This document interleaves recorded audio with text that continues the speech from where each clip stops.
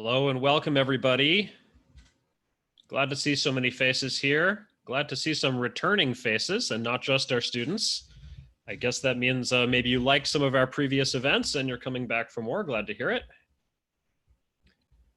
All right, looks like it is top of the hour. So let's just go ahead and I will start with a little bit of introduction. Welcome to the Torch of Progress. This is the speaker series for progress studies for young scholars.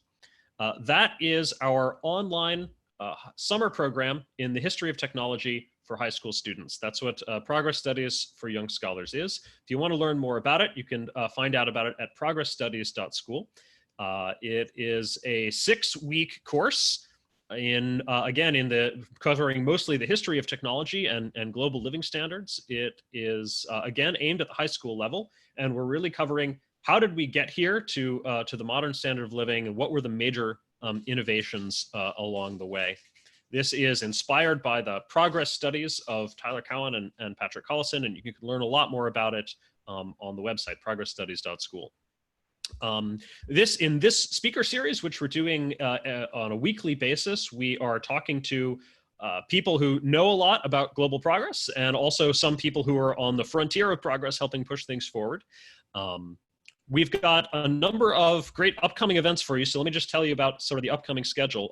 Next week on Thursday, July 2nd, we've got Deirdre McCloskey, a professor of economics and actually many different subjects who has some fascinating theories about global progress. The week after that, another very well-known professor, Joel Mokyr, who's written some very interesting books about the Industrial Revolution. That will be on Wednesday, July 8th. After that, we are going to talk to a biotech founder, Noor Siddiqui. She is also a Teal Fellow. And has a really interesting story. And so that will be one of our interviews with somebody on the frontier of progress and pushing things forward. That is Wednesday, July 15th. And the week after that, Anton, one of my favorite writers about history of the Industrial Revolution and just published a book on the history of the Royal Society for Arts. That is Wednesday, July 22nd.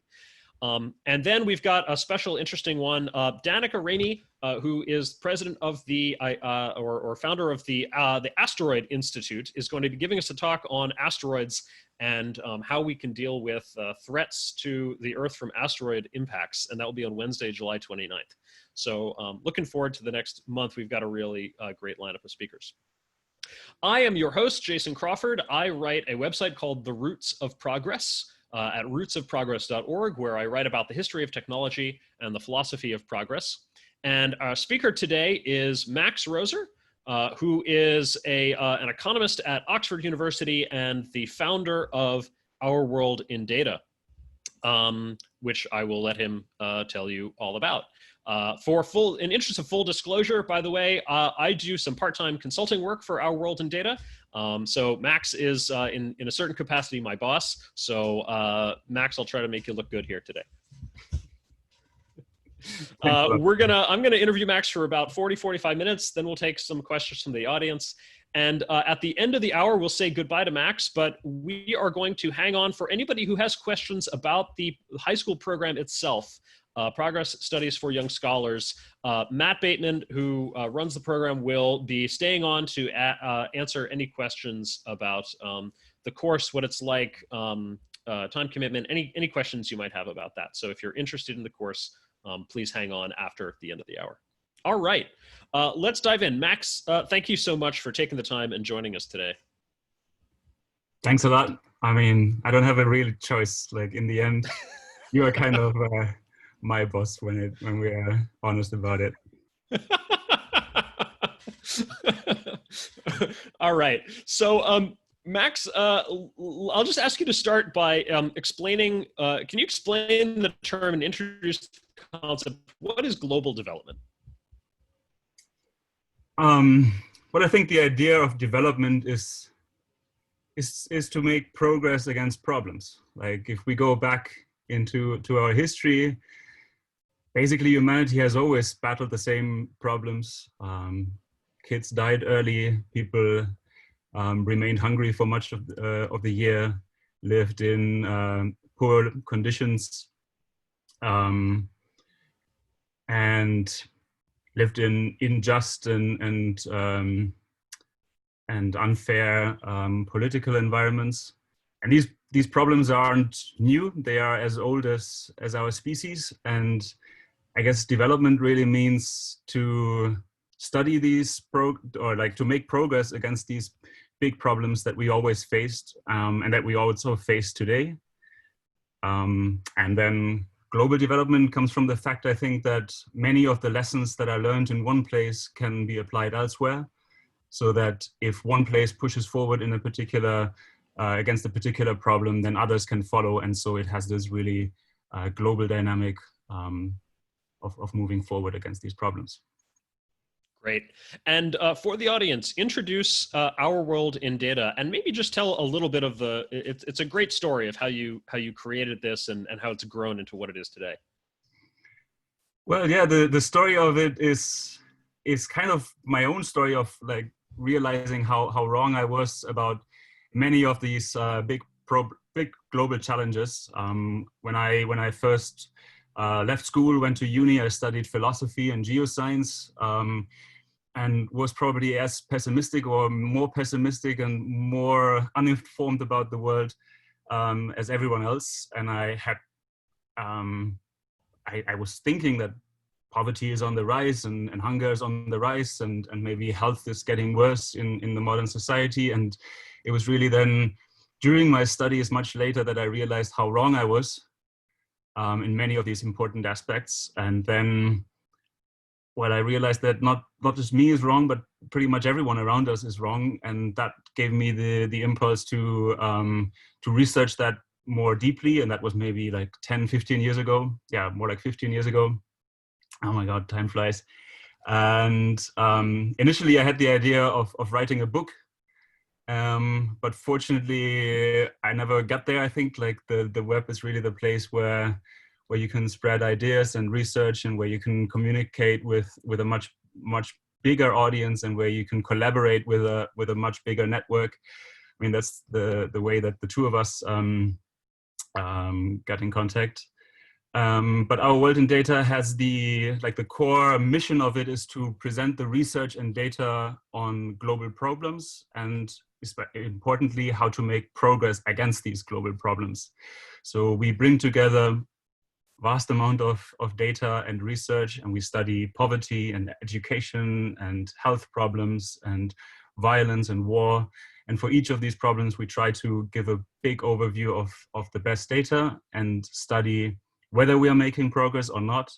And if we make progress, we try to understand how we make progress so that we can push further against the problems that we're still facing. Yeah, and so the site for just for everybody is ourworldindata.org, and it's a great resource. So you mentioned you came into this very, or you started out with a pessimistic view, and then you returned optimistic. This reminds me of something that you've said about Our World in Data, is that have a kind of a reputation as, quote, the good news guys. Just say more about that. What does that mean? Not even, I always struggle with these terms optimism and pessimism because I think they're not really used in a very clear way. Like in the end, I think I'm still somewhat pessimistic. Like that's maybe just a bit my nature. And what has really changed is that I became more fact-based and more evidence-based in my understanding of the world. So if I look forward, like I'm pretty concerned about many big challenges that we are facing. I'm concerned about the pandemic, about climate change, about nuclear war. But it's a different perspective if we study the evidence over the last decades, because there it is just very clear, and to me often very surprising, that we are actually making progress against these massive problems that we're facing. So I don't think there is necessarily like an optimistic or pessimistic take to it. It's just that we're trying to present the data, but the evidence for the last decades is in many important aspects one of large global progress. So maybe the right way to think about it is if someone would have predicted the last 4 decades in the 1970s, then that guy would have been called, or that girl would have been called a crazy optimist. back then the predictions were that there would be large-scale famines in Asia, that the population would explode and we would run out of resources, that people are destined to a life in poverty. And then the last 4 decades were a time in which we made massive progress against global poverty, against global hunger, against early death. So one aspect is the fact-based view that in many ways we did a lot of progress, and the other aspect is what lies ahead and what is waiting for us in the coming decades. And I guess I'm relatively pessimistic. Others are more optimistic, and the point of a fact-based discussion is just that we start from the facts rather than just from our gut feelings. Yeah. What do you think people, you know, if did we just get lucky in these last 4 or 5 decades that we had all this progress instead of, you know, more global catastrophe? Or do you think, or was there something that most people were missing in the 70s that made people more pessimistic than the reality turned out? I think a bit of both. I think we could have been much more unlucky in terms of nuclear war. Like, I think there was a big chance for a massive. There were several close calls. I think in this respect we were lucky. I think in other aspects we've just been too pessimistic about others on the planet, like about other people. I mean, people are all facing the same problems. That's what I said at the beginning, and we, I think, often underestimate the capacity of others to solve problems. That's like a very common finding in psychological research, that people are very optimistic about their own capacity to solve problems and about their own purity of the heart and goodwill, and are often looking down at others. And I think that was also true for the global picture over the last decades, where we just underestimated the capacity of the worst of nations to really move forward and make progress. That reminds me of one of the most fascinating charts, to my mind, on Our World in Data, which is a chart of how happy do people report they are versus how happy do they estimate their average countryman is. And basically, everybody thinks that their country is less happy than it is. Yes, right? Exactly. Yes, like there's this, like, I mean, it's often called personal optimism and social pessimism. I think that's a very insightful finding, and you have it when you look into happiness research. You have it when you look into the capacity for problem solving. You also have it in terms of the contribution to make progress. Like if you ask people in a household what share of the household each household member does, if you sum up the total, you get to 200-300%. So, and that's of course because everyone overestimates their own contribution and underestimates the contribution of everyone else. So it's just like a bit of a sad fact about our species, that we don't have the same picture of others that we have of ourselves. Yeah. I see a question from Matt Bateman, who's with the program, and I actually like this so much as a follow-up question. I'm just going to ask it now. He's asking, to what extent is this over-pessimism a data problem, and to what extent is it like a mindset or philosophical problem, having the wrong framework? And what's the relationship between those two, between the data and the sort of the philosophical framework, perhaps? Yeah, that's a good way of thinking about it, because I do think that all of these aspects that we just spoke about are just part of our psychology, and there's nothing new about them. That's just what we are born with, this kind of outlook. And so I think data is just so important, because by default we are so easily wrong, right? Like we need the corrective of evidence against our lazy, biased mind that otherwise misinforms us about the world around us.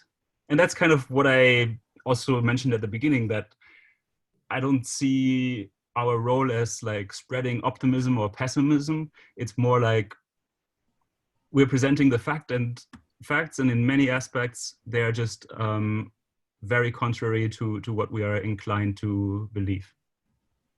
Yeah. No, like the other way to think about it is, I mean, it's just so easy. Like if you look at much of the media, it's just so easy to get people worried, to get people talk badly about their fellow countrymen, about immigrants, about people in other countries. It's extremely easy to make people worried and despaired. And it's a much harder job to give an evidence-based fact, especially if that evidence is optimistic. Like people are often mistaking pessimism for depth, and that kind of benefit you just don't have if you're talking about positive developments. It's really funny that people seem sort of like biased against good news in a certain sense, right? You would think that, like you just naively you would think that the cognitive bias would run in the other direction, right? When it comes to people's personal lives, right, they'd rather hear good news, but somehow about the world, people are not inclined to hear it. Exactly. It's like we're coming back again and again to this kind of dichotomy between personal optimism and social pessimism. Like if you would produce a website that would flatter everyone, I don't know, maybe horoscopes or something do that, then people just love it and take it as the truth. But if you're trying to convince others, if you try to convince people that others around them are actually sometimes moving things in the right direction, then people are having a hard time falling in love with your work.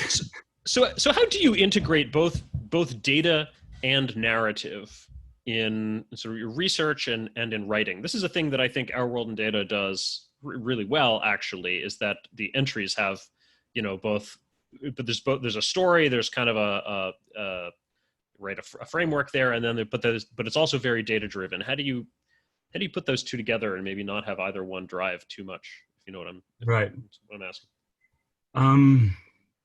I think at the heart of it is really trying to, like every time when you write, to make clear to the reader that what you're talking about is the lives of individual people.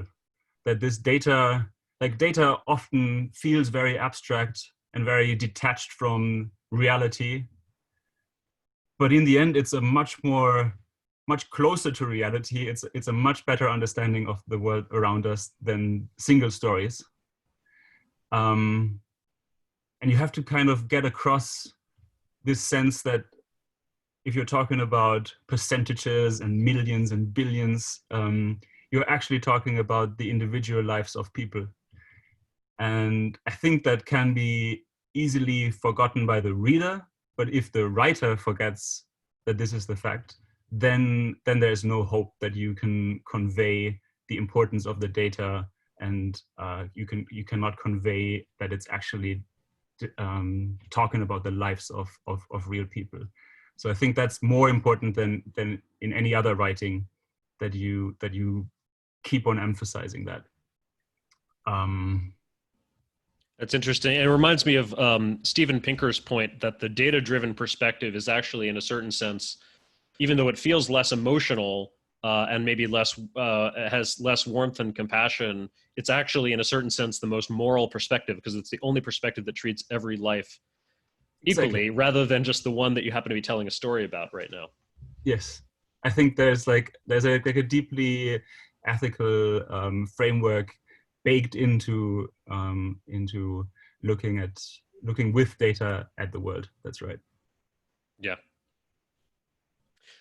When I asked on Twitter for suggested questions, I got a reply from Paul Graham. So I can't not ask these questions, and they're actually really interesting questions. 3 of them. So first off, what do you wish that you could get good numbers about that you can't currently? Oh, that's a big question.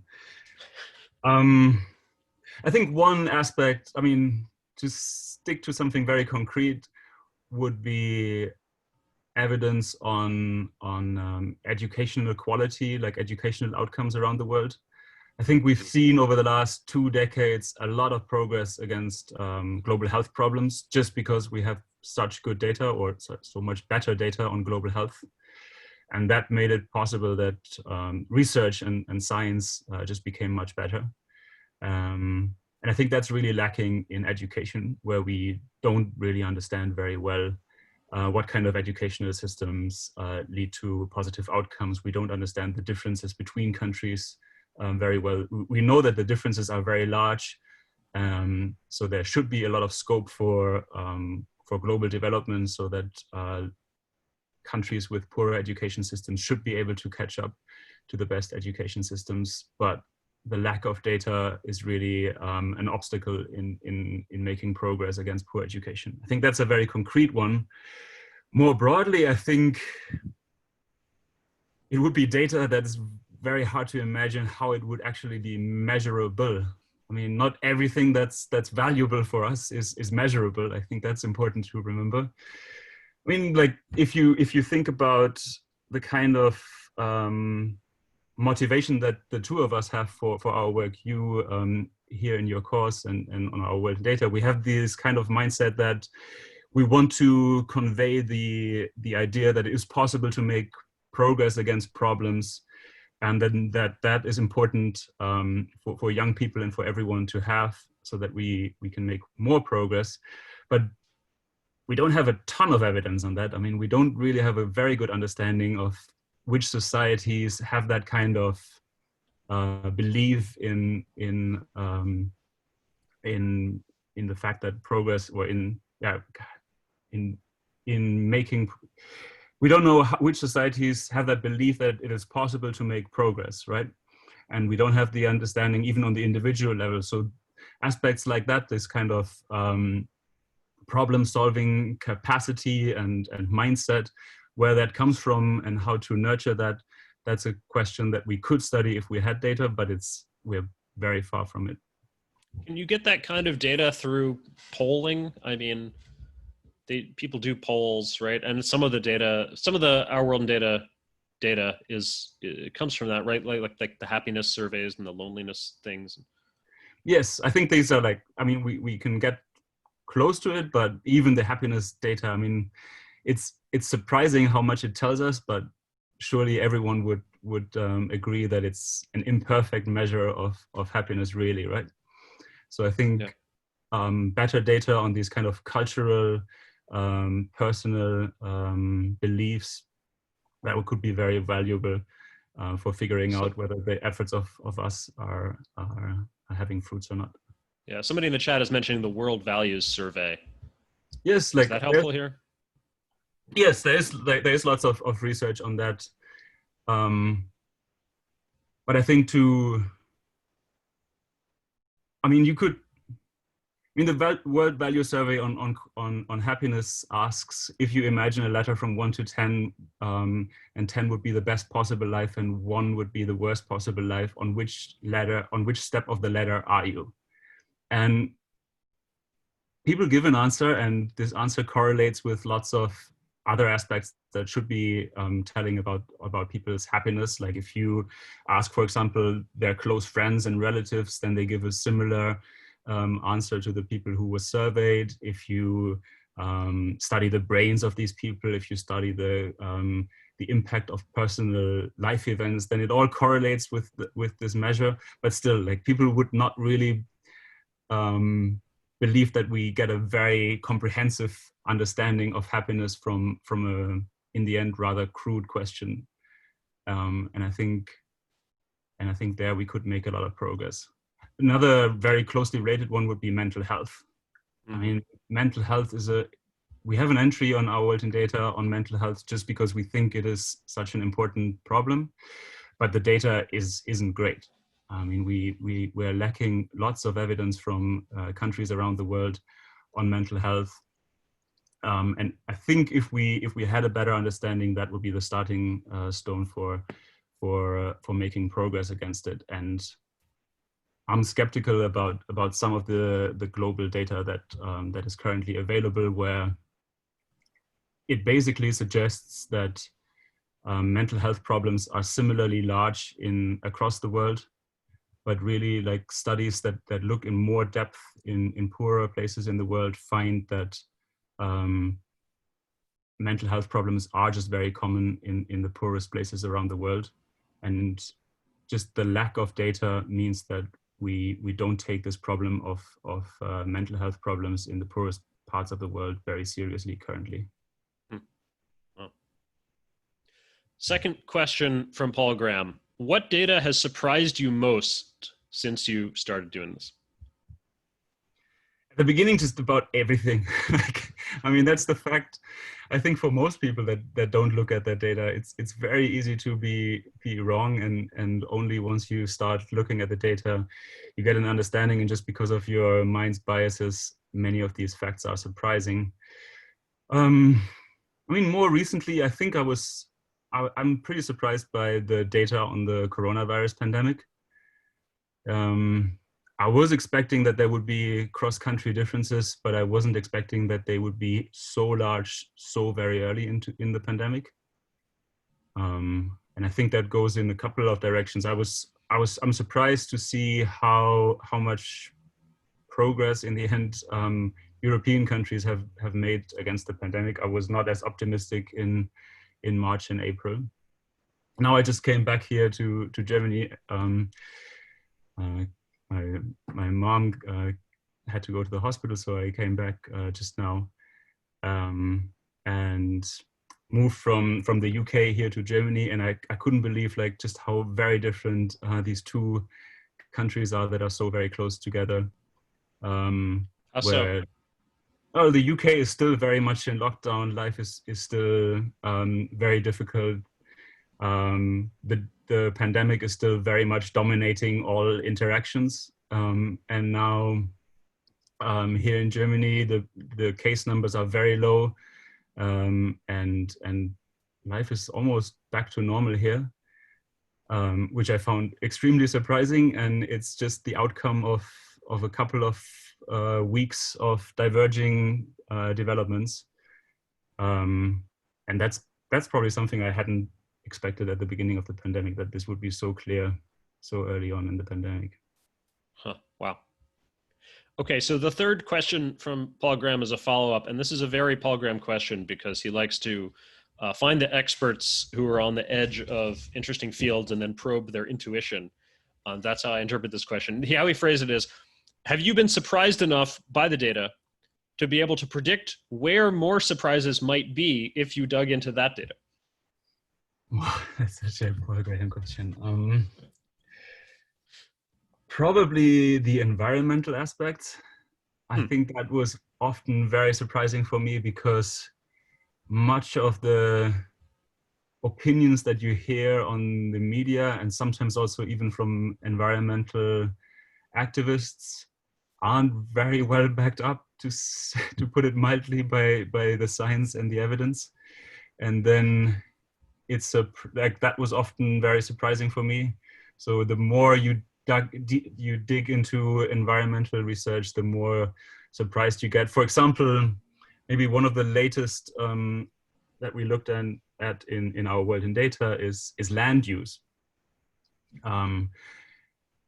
Like the land that humanity uses is incredibly large. Like we are using about half of the world's arable land for agriculture.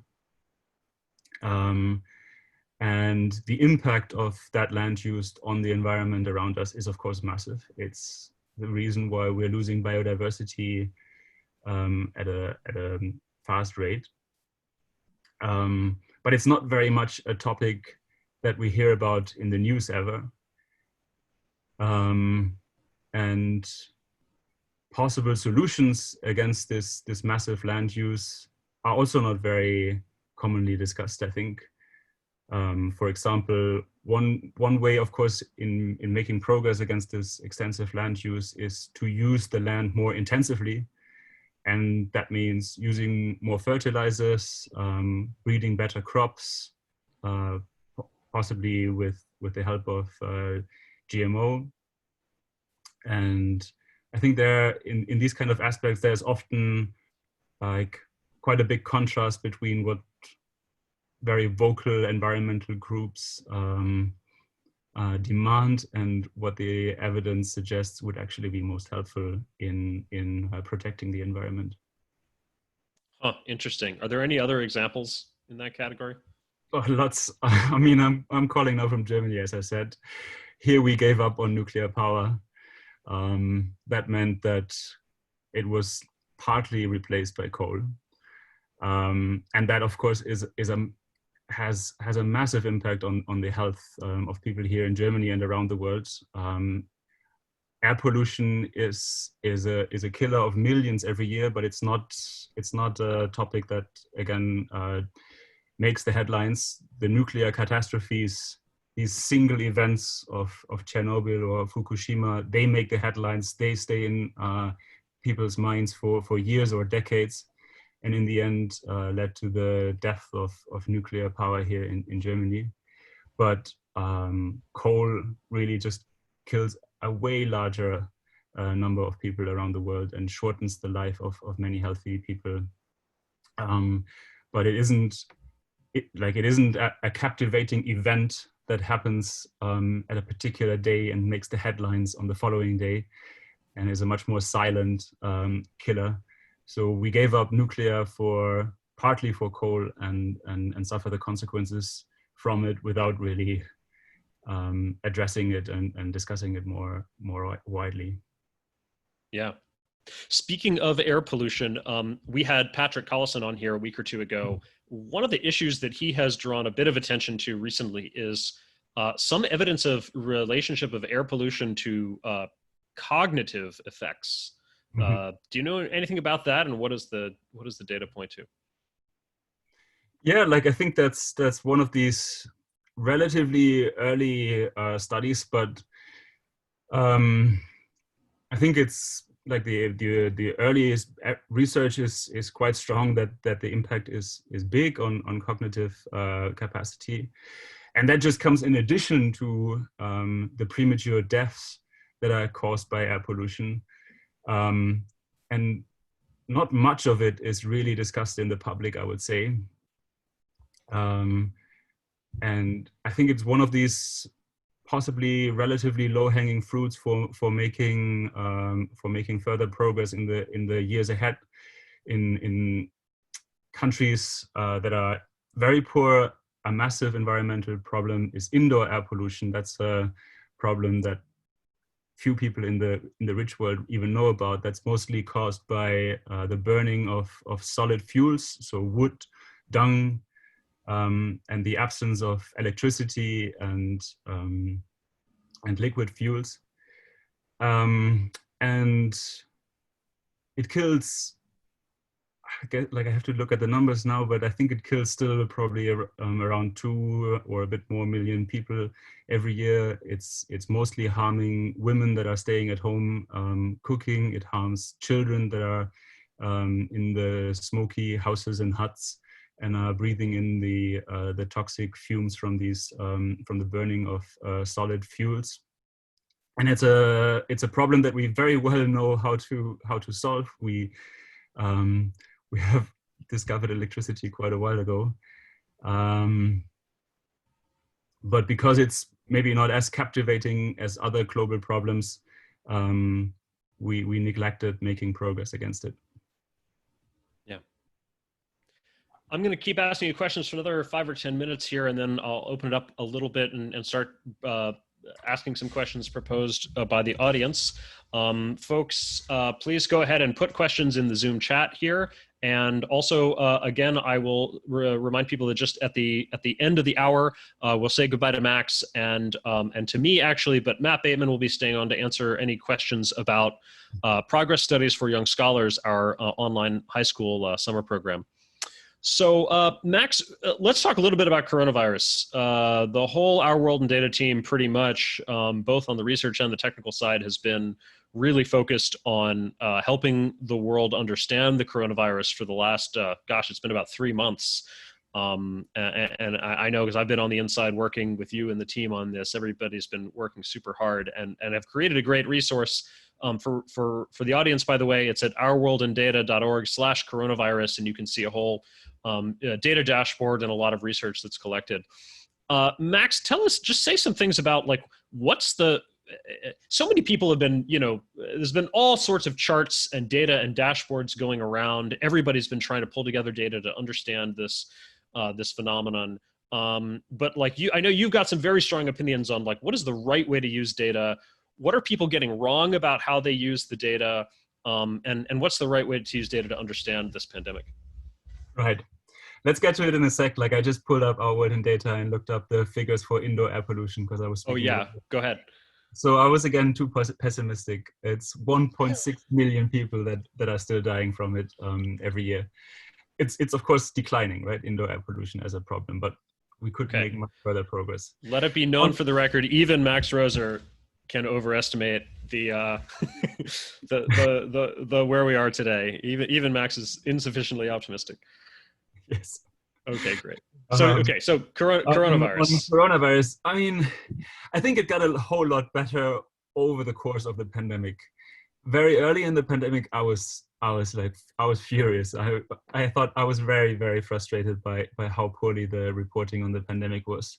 I think one of the big mistakes early on was to report single numbers for particular days, where the BBC or the Guardian or the New York Times or any other, even the most prestigious news organizations in the world, were just reporting the daily counts, 20 deaths today or 40 cases yesterday. And I thought that was entirely the wrong way of looking at it. It was always about the growth rate. An infectious disease isn't threatening because of the numbers, it's threatening because of the potential to spread and to grow. And very early on, I think that was a big neglect in the reporting and discussion of the pandemic, that we didn't see the importance, or that the media didn't see the importance of talking about growth rates, which is often a problem with reporting on global health. Like it's the same with reporting on poverty and economic prosperity, where sometimes countries remain poor for a long time, but if the growth rate is high and stays high, then you get from very low numbers to very high numbers very rapidly, and you miss the story if you're just reporting on the level of prosperity, and if you don't talk about the growth rate. So I think it's very often a big problem that we talk about the level and not the rate of growth. And more recently, I think one of the frustrations and one aspect where we try to counter the narratives a bit is that people either look only at tests or only look at cases and case counts. And really the most helpful way to look at it is to look at the testing relative to the case counts. Because for example, the US and the UK, the two countries that we know very well, they had for a very long time a much higher rate of positive cases, much higher than the European countries. And that suggests that the true number of cases is much higher than the confirmed number of cases. And I think that story was often missed by focusing only on the amount of testing. I mean, your president is quite prominent in his role of only emphasizing the number of tests. And the number of tests has to be high if the outbreak is large, but it can still be insufficient.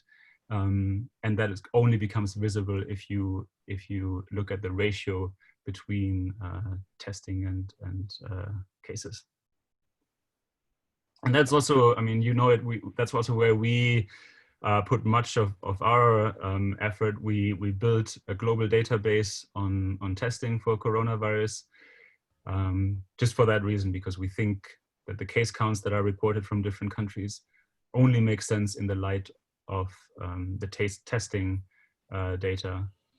And so we spent a lot of effort in bringing this global testing database together, and it's like paid off for sure. Like the WHO uses it, the OECD uses it, the World Bank uses it, lots of epidemiologists, and also the media, of course. So I think we did the right call early on in the pandemic to build this database.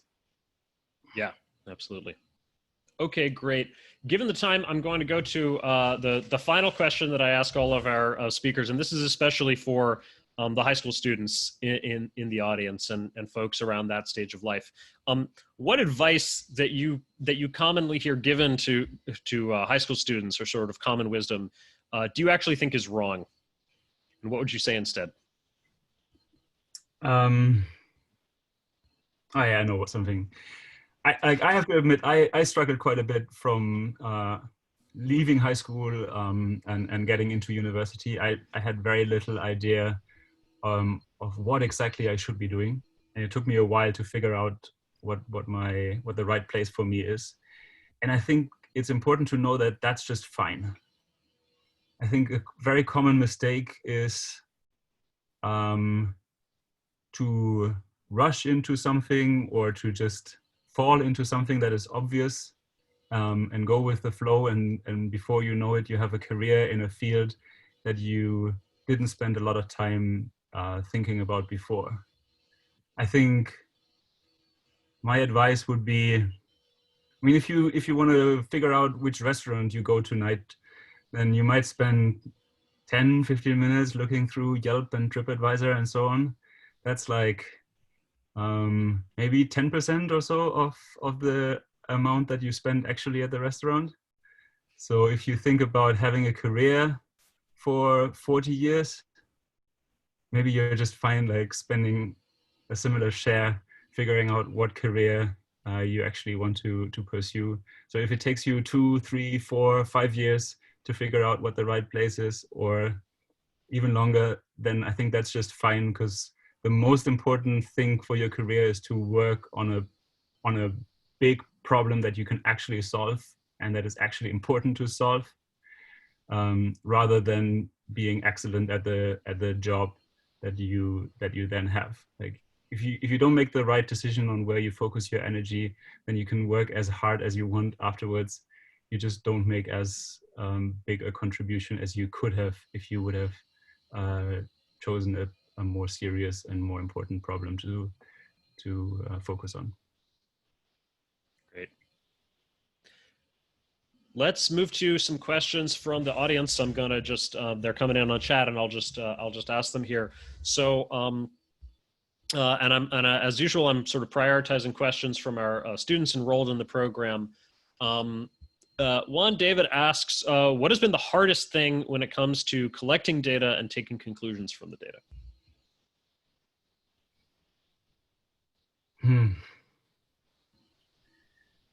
The hardest thing about that, I think more often it kind of stands out how easy it is.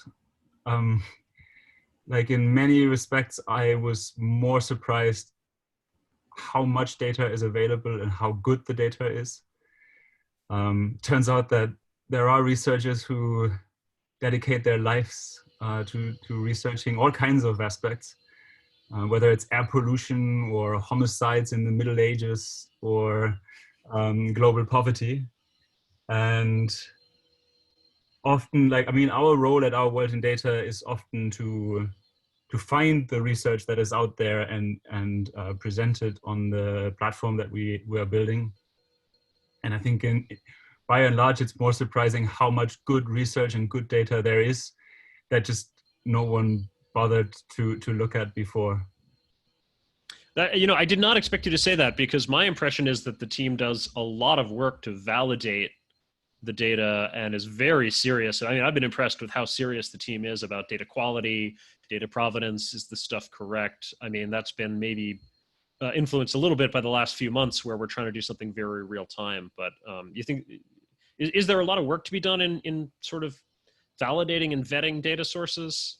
Yes, I think that's entirely our main job. I mean, we have kind of two jobs. Like, we have a team that builds the tools to present the data, and we have a team of researchers whose main job really is to decide which data sources to go with and which data sources to present.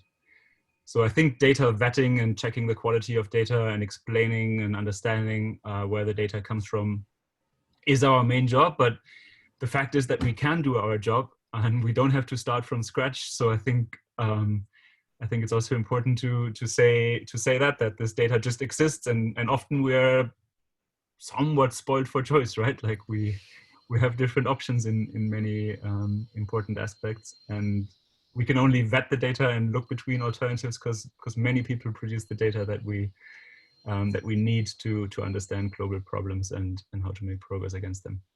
Yeah. Another question from a student from Daniel. Do you think that education programs like high school don't focus enough on using statistics and data to interpret history? If so, why? What should we do about it? Yes, well, to be honest, I lack the data to really give the answer on this question. but the anecdotes that I hear, and also my own experience just down the road from here in my own high school is that we didn't see a ton of data. I thought I had an excellent history teacher, but I don't remember that we ever looked at GDP per capita over the last 2 centuries or life expectancy over the last 5 centuries. Like even the most basic, most important quantitatively measured changes in living conditions through history, they were just not part of our history course in school. And I think there's lots of potential. Like it's also, right, like on the one hand, that was true. Like we didn't see a ton of data in the history course. On the other hand, we had, like I myself, I focused on physics, maths, and history. So these were like my focus subjects here in the school. And in the math school, 2 hours later, we studied statistics, and it was like these insanely boring problems that are extremely far from any problem that you would ever encounter. Like a machine produces wires of a diameter of 2 millimeters. The standard deviation is such and such. How many nails does the machine have to throw away after the production, or like whatever kind of weird statistics contrived questions we discussed there. So there would be so much potential of bringing maths and history together, and using statistics to understand history, and using history to make maths more relevant and interesting. Yeah, that's a great idea. And, you know, we've been doing some of that, maybe a little bit informally, but in the in progress studies for young scholars, when we do our discussion sections, we'll learn about, say, the building of the Transcontinental Railroad. And then in my class, we had a great discussion about, suppose you were the company building this, or president of such a company. You know, how would you calculate your what your profits were going to be and your investment? How would you pitch this to investors and give a quantitative, right? Where do your costs come from, your revenues, and so forth? So I agree, combining that history and the quantitative can be really powerful. Yes. All right, another question from one of our students. So you mentioned that coal kills more people than nuclear power, but this doesn't make for a good news story. So how would we fix or at least improve, you know, news or the media in this way? That's the big question. I mean, that's what we're trying to do at Our World in Data. And I mean, one way to answer it is to look at the success that we have so far. I mean, it's like we have many millions of readers every month that come to Our World in Data, and many people are interested in understanding where can we make progress and how. And I might be pessimistic to really overhaul the media more broadly, but I think it's less niche than the media professionals often suspect. There is a large interest in Our World in Data. I would have never expected that it would become my life when I started out. I mean, I was hoping it would become, but I didn't expect that there would be such demand for it. And so I think maybe a first step is to just show that there is interest and show how it can be done. And we're trying our best in setting an example there. And then we hope that as many people as possible copy and imitate what we do and do it better eventually than our world in data does it. Yeah. And for the audience, by the way, Our World in Data makes all of the data and research open. Not only is it open, but it's open in the sense that you can build on top of it. You can download the data, you can embed the charts. And so I think that the first step is just sort of make it easy.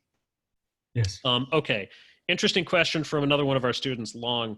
What is your favorite example of a thing that intuitively feels right, but turns out to be wrong when you look at the data?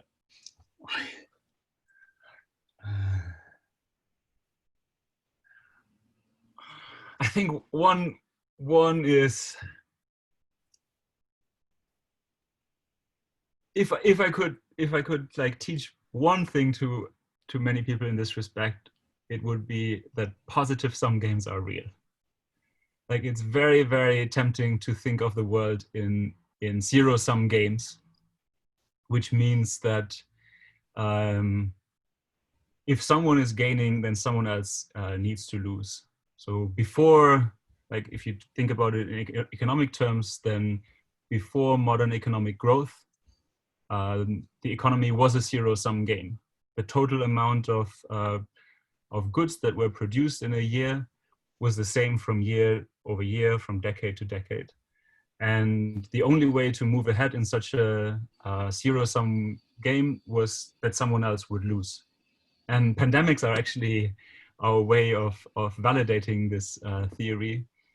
When in the 14th century, the Black Death killed about half or so of the population of Europe, then the incomes of the survivors shot up in the coming decades. And that was because the total amount of goods that are available stayed relatively stable. But since there were now fewer people, there was a larger slice of the cake for everyone that survived. Now in 2020, we don't live in that world anymore. We live in a positive sum world where economic growth is a reality. But since we spent 99% or so of our history in a zero-sum world, I think we often fall back to thinking in zero-sum terms, that if another country moves ahead, if China moves ahead, or if Africa moves ahead, then we have to lose out as a consequence because of that. And that's just wrong. So it feels intuitively very right to think zero-sum, but it is often very wrong. And I think often with very bad consequences, that we turn against each other because we perceive to be in competition with each other, when we should actually be supporting each other, because we could grow and make progress jointly. Question from one of our students, Julia, and this is sort of a classic. Can data lull us into a false sense of security? As we see progress, can that decrease enthusiasm for, making, for change? Will people just sort of settle for how much improvement we've made so far? Right. I think that's kind of the battle that we are always fighting. And what's hard to convey in global development research is that very often, like it's basically always, the same statistic that shows us that we are making progress is also the statistic that shows us how large a problem it still is. I mean, I think the biggest problem in the world today is global poverty. That still remains true during a pandemic. And we've made incredible progress against global poverty. But the same statistic that shows us that from when I was born, the share of people in extreme poverty was 40%, and it now declined to 10%. So that's amazing progress. But the same statistic shows to everyone that still 10% of the world live in poverty. every 10th person has less than $1.90 per day, really a very low cutoff for extreme poverty. And so that's kind of the struggle, that we have the one and the same statistic that we have to see with both eyes, with the perspective over time, where we understand that we can make progress, but also where we see how big of a challenge still remains for us. And I think if we can convey that, then we hopefully can evade complacency. And it's more anecdotally, it's not really the reaction that I often hear. Like, most people that come across our work and talk about our work get enthusiastic about global development, decide that they want to engage there. They might decide to donate money to effective charity, or they might actually decide to pursue a career in pushing progress further. Yeah, I mean, it seems to me that like the fact that our efforts have been working is the thing that ought to motivate people to keep going. And, you know, anecdotally, I don't recall hearing someone who decided, who cared about the issue, but then looked at the data and decided it wasn't a big deal anymore. Exactly. I don't come across these people. And I think overall, like, I mean, if you would believe that the kind of pessimism is actually real, if we would actually not make progress against poverty, and we would actually not make progress against poor health. Or if you think about someone in the 15th century, where that was just the fact, like, people didn't make progress against poverty or poor health in the 15th century, then there's really absolutely no reason to get engaged in progress studies or in research that tries to push further. So I think it's only the fact that you know that it's possible to make progress that makes you care about the problems in the first place. Because if I'm some 15th century farmer back here in Germany, then I can just hang out with my wife and 7 kids and do my best to get the potatoes on the table every night. But I don't care much about living conditions around the world, because I can't do anything about it anyways. And historically speaking, in the history of ideas, there have been plenty of times in history when we were much, much poorer as a world than we are today. And people had lots of justifications for why we didn't need progress, shouldn't have any, it wasn't possible, and so forth. So yeah, I don't think those things are strongly. Okay, another question from one of our students. Is the data on global progress often surprising for other people to see, and why is it that they're surprised? You know, is it flawed in education? Is it the media? You know, why do people get surprised by this data? I mean, we talked a bit about the psychology at the beginning, but and I think that's at the root of it. But I don't think the media, by and large, helps. I think the media has, like, many people in the media have this understanding that their role is to only look at things that are going wrong, and to only emphasize where there's a new scandal and a new horrible development. And too rarely they're interested in reporting where things have gone right and where someone tried to push for a change and actually achieved it. And another one is that the media very much focuses on single events, and global progress is pretty much never a single event, because it's just very easy to destroy a lot of value in a single event, to have a terrorist attack or a natural catastrophe or an outbreak of a pandemic. And global progress happens much more slowly over the course of years, decades, centuries. And there's never the reason, never the moment to put up the headline that poverty is on the decline or child mortality is falling in every country around the world. So just this insane event focus of the breaking news media means that we are much more likely to hear about catastrophes and disasters than about the slow moving progress that's happening during our lifetimes. Yeah, absolutely. Well, on that note, I think it is the end of the hour. I'm so sorry we didn't get to all the questions in the chat. Thank you, everybody. But it's time to say thank you to Max and goodbye. If you want to follow him so definitely sign up for the mailing list at ourworldanddata.org. You can follow Max on Twitter. He's very popular on Twitter and very good there. He is Max C. Roser on Twitter, and Our World in Data also has a Twitter account, Our World in Data on Twitter. Max, any other Twitters or websites or anything where you think people should follow you and your work? I think that's about it. Like I think that makes sense. And I wish you all the best for your program. Great that you're getting engaged in that and that you're interested in following Jason's work. And yeah, think hard what you want to achieve, and then push for progress. All right. Thank you so much, Max. We'll say goodbye and let you sign off. I'm going to sign off as well. And Matt Bateman will be staying on to answer any questions about our high school program, Progress Studies for Young Scholars, our online high school summer program in the history of technology. So if you have any questions about the program itself, just stay on and Matt will be answering. All right. Thanks again, Max, very much. And we'll see you again soon. Thanks, everyone. Have a good day. Thanks, Max. Thanks. I'll just wait a minute or a few seconds for a transition, and then I will start taking questions. All right. Oh, thanks, Jason. So long.